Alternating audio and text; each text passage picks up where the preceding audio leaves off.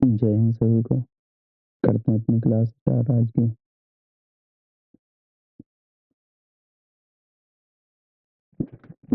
देखो पहला क्वेश्चन, अगर 16 और 48 का तृतीयानुपाती क्या है? तो दो संख्या अगर दी हो तो उनका तृतीयानुपाती क्या होता है? बी स्क्वायर अपॉन ए। 3 दे रखी हो तो उसका चतुर्थानुपाती होता है बी सी अपॉन ए। और इन दोनों का मध्यानुपाती, इसे मीन प्रोपोर्शनल बोलते हैं, अंडर रूट में ए भी हो जाता है। देखो, तो तृतीया पूछा है तो क्या हो जाएगा? 48 का स्क्वायर मतलब 48 में 48 16, 16 की 48 के 24, 3 चौक 12 से 14, 144 हो जाएगा। Option D. देखो, 11, यदि समान ब्याज दर पर 2 वर्षों में साधारण ब्याज 42 रुपये और चक्रवृद्धि ब्याज 51 रुपये है तो मूलधन ज्ञात कीजिए। ठीक है, तो देखो, पहले साल, दूसरे साल, 2 साल का ऐसा ही 42 है तो 21 21 हो जाएगा।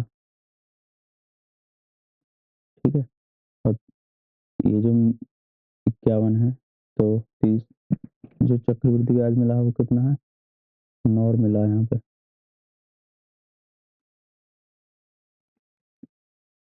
ये जो 9 होता है वो पहले तो 1 साल का सीआई, और फिर दूसरी साल में जो सीआई मिलता है उसकी इकाई R%। तो R बराबर क्या हो जाएगा हमारा? 9/21।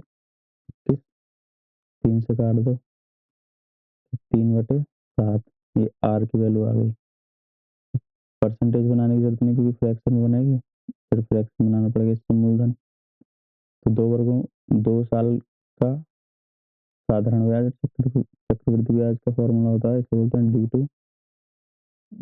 2 वर्षों के लिए अंतर के लिए तथा प्रिंसिपल का R%।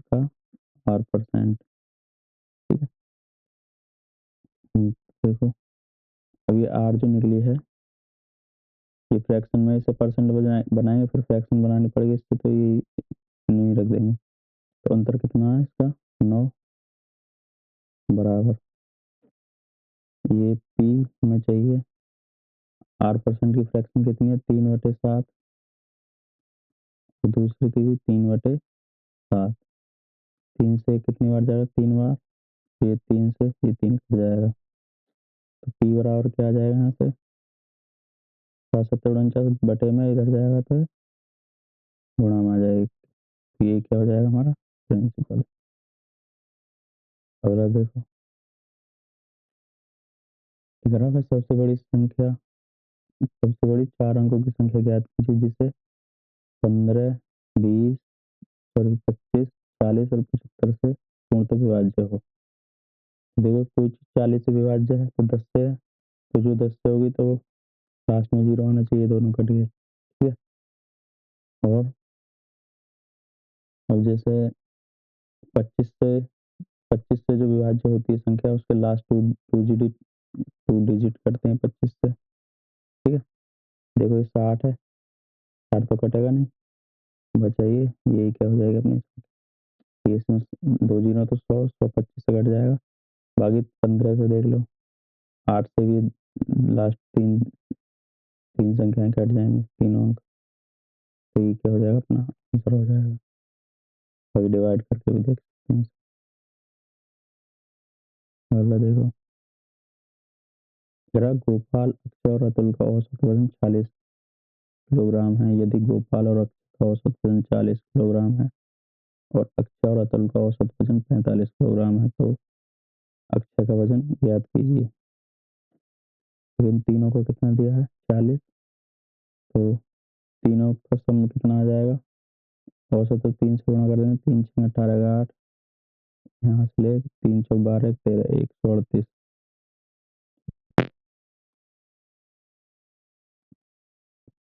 और देखो गोपाल और अक्षय का कितना है 40, तो इन दोनों का सम कितना हो जाएगा 80।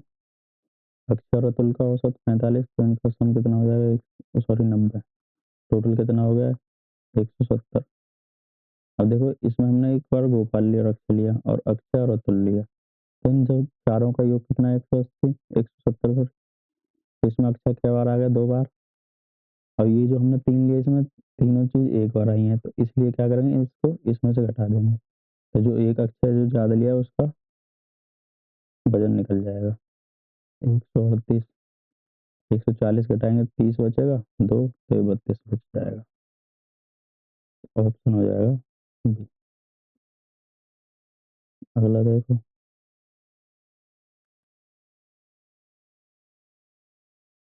इसमें परीक्षा में गणित के 3 प्रश्न पत्र, अंग्रेजी के 2 प्रश्न, विज्ञान का 1 प्रश्न पत्र, सभी का औसत अंक ना 100 है। एस को गणित में 60%, अंग्रेजी में 70 और विज्ञान में 50% अंक मिले। सभी पत्रों में उसके कितने प्रतिशत अंक थे सभी में। तो देखो एक तो है मैथ, एक इंग्लिश, एक साइंस। इसके 3 है, इंग्लिश के 2 हैं, 2 पेपर, विज्ञान का 1 ही है, लिख सकते हैं 1। सभी में 100 हैं, तो इसके ओवरऑल टोटल 300 हो जाएंगे, इसके 200, इसके 100। गणित में 60%, 60% 6 18 180, और अंग्रेजी में 70, 100 में 70, तो 200 में 140, तो दोनों में 140, और 50% साइंस में तो 50 हो जाएंगे। तो कितने मिले टोटल 0, 8 का 12, 5 17 का 7 और 1 3 370। और विषय कितने हो गए 3 इसके मैथ के, 2 ये ने 5 और 1 6, 6 से भाग दे दो, ओवरऑल निकल जाएगी परसेंटेज। जैसे 6 बार 36, 6 एकम 6, 4 बचा, 6 छंग 36, फिर 4 6 छंग 36, फिर 6, तो बराबर आ जाएगा 61.67%। Option B. अगला देखो ए किसी कार्य को 32 दिनों में, बी उसी कार्य को 48 दिनों में करता है। वे 8 दिनों तक एक साथ कार्य किया, फिर ए चला गया। शेष कार्य का 60% बी कितने दिनों में पूरा करेगा। देखो ए है, एक बी है, ये 32 दिनों में करता है और ये 48। एलसीएम क्या आ जाएगा 32 के 96, 48 दूनी 96। या हम क्या करते हैं जो बड़ी संख्या उसे लेते हैं पहले। अब बड़ी तो ये पूरे कट गए, अब देखो इसमें से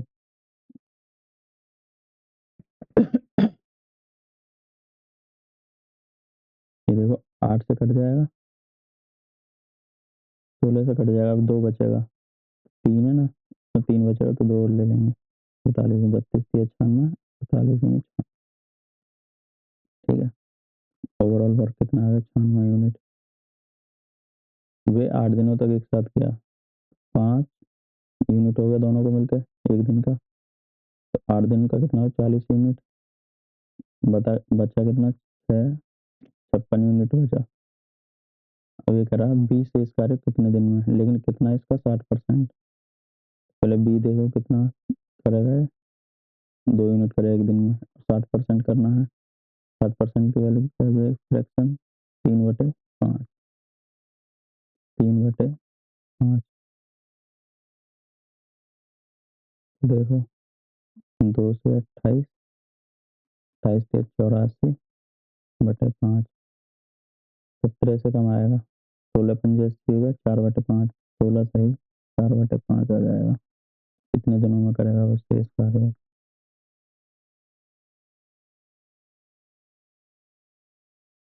अगला देखो, अब इसका एलसीएम पूछा है 28, 60, 120 और 135। देखो एलसीएम लेंगे तो देखो 10 से तो मल्टीपल आना चाहिए 10 का, ये दोनों में है, तो ये तो कट गया, ये तीनों ही कट गए, एक ही बचा ये। बाकी और देख लो, देखो 135 है, इसमें ये 9 का मल्टीपल है तो 9 का भी मल्टीपल होना चाहिए। 7 5 12 6 18 ये भी, और हम 120 से भी हो जाएगा, 0 कट गई, 6 से भी कट जाएगा, 60 से भी 120 से कट गया, 60 से कट जाएगा, बचा 28।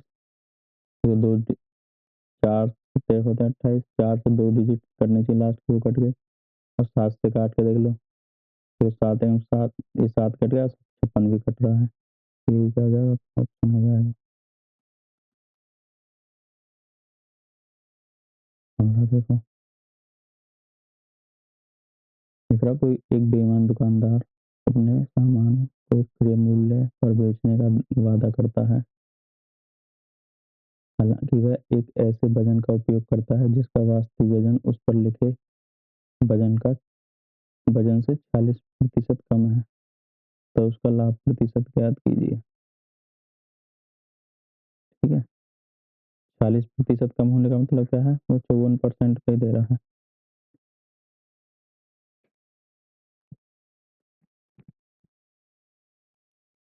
54% का मतलब है 54 को क्या कर रहा है, 100 दिखा रहा है पूरा, जो 54% है तो क्या दिखा रहा है, वो 100% दिखा रहा है। तो काट लो, फिर इसे ले लो 27 और ये 50। ठीक है, तो कितना प्रॉफिट हुआ इस पे, 23 का। और 27 पे निकालना तो परसेंटेज निकाल लो,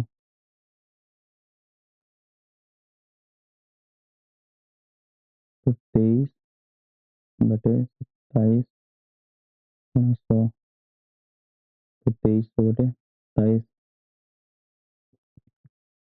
तो इसमें डिवाइड करना पड़ेगा ये।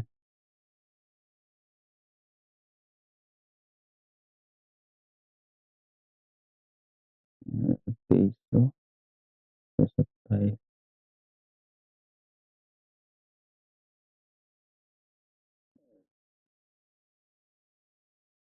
जैसे 25 होता, 25 अट्ठे 200, 8 के आसपास जाएगा ये। और 8 सत्ते 56 का 6, 5 8 2 में 16 और 5 216, कितना बचा 4 और 1 14, 0। और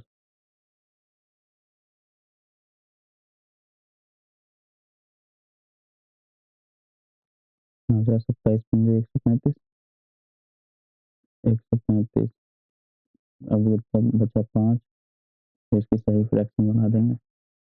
प्रॉफिट परसेंट क्या आ जाएगा हमारा, ये आ जाएगा 85 सही, 5 बटे 27,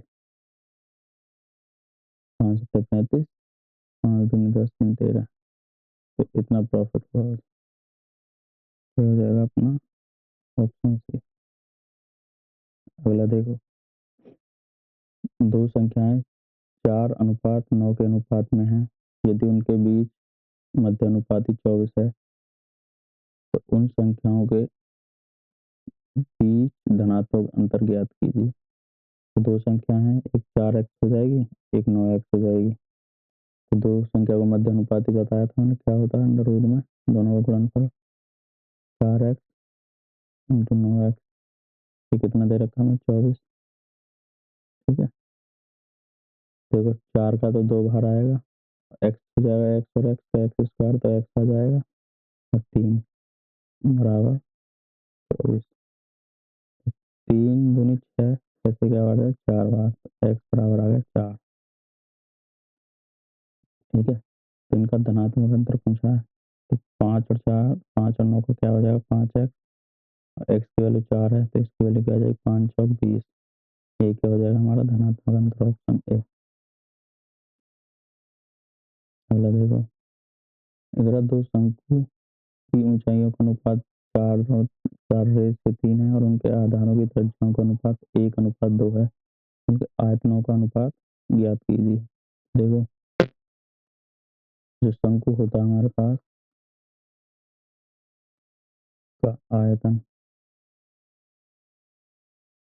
इसका फॉर्मूला होता है V बराबर 3 पाई आर स्क्वायर एच।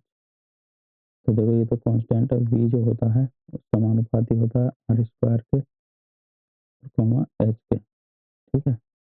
दोनों या गुणा में भी देख सकते हो, दोनों इन दोनों के।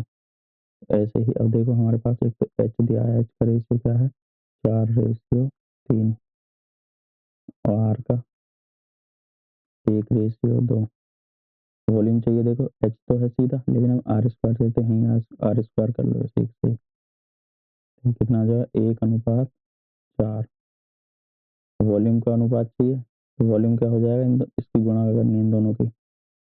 देखो वॉल्यूम का रेशियो हो जाएगा 4 में 1 क्योंकि 4 अनुपात 4 में 3 की होगी, 4 गुणा 3, 4 से 4 कट जाएगा, तो वॉल्यूम का अनुपात आ जाएगा 1:3।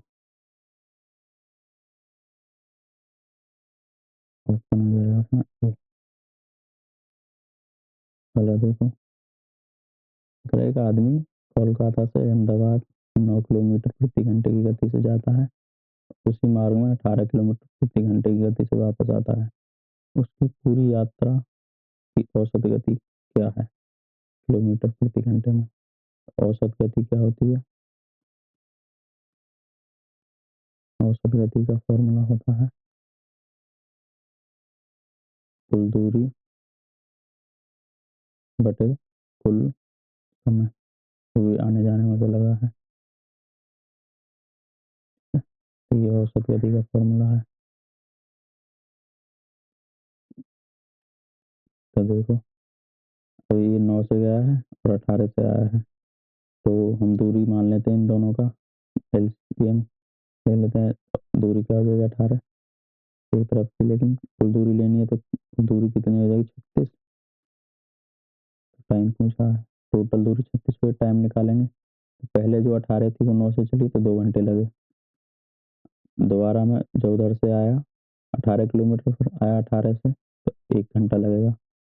टोटल टाइम क्या हो जाएगा 30/3। 3 से क्या बार जाएगा 12 बार, तो 12 घंटे लगेंगे। सॉरी, क्या कर दिया,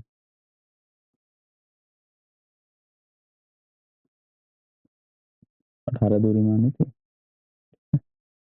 तो एवरेज स्पीड निकालने पे टाइम बता रहा हूँ मैं। तो 36 हो जाएगी दोनों तरफ से। 9 से गया था तो कितना टाइम लगा 2 घंटे, और 18 से आया तो 1 घंटा ही लगेगा, ये 3 हो गया। 3 से क्या बार जाएगा 12 बार, तो एवरेज स्पीड आ जाएगी 12 किलोमीटर प्रति घंटे। Option D. तो आज कम ही थे सवाल। वीडियो अच्छी लगी तो शेयर कर देना, लाइक कर देना चैनल। Thank you.